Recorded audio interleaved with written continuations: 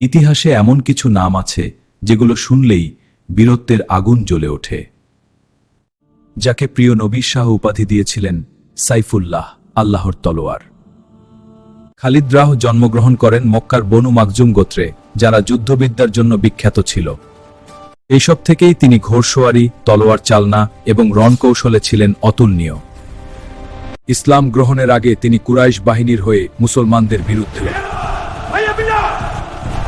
উহুদের যুদ্ধে তার সামরিক প্রতিভা প্রকাশ পায় প্রথমবার।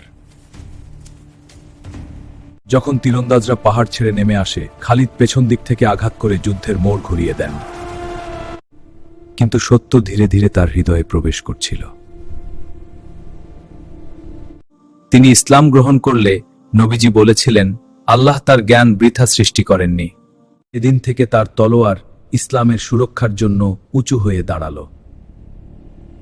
মুতার যুদ্ধে মুসলিম বাহিনী ছিল মাত্র 3000, কিন্তু শত্রুর সংখ্যা ছিল বহুগুণ।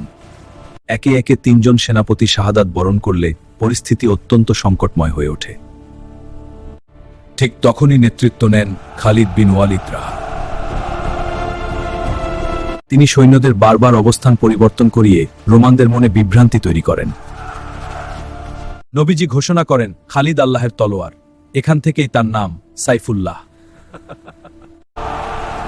ইতিহাস সাক্ষ্য দেয় তিনি শতাধিক ডোমেন এ গিয়েছেন পাচিতপানে। ইয়ারমুকের প্রান্তরে তিনি বাইজেন্টাইন শক্তিকে সম্পূর্ণ পরাজিত করেন।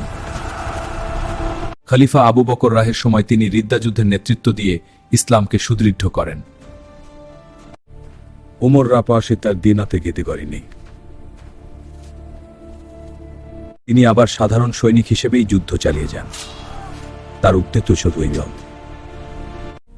আমার শরীরের কোনো অংশে আঘাত নেই এমন জায়গা নেই, তবু আমি বিছানায় মরছি। আজও তার সমাধি স্মরণ করিয়ে দেয় এক অজেয় বীরের ত্যাগ।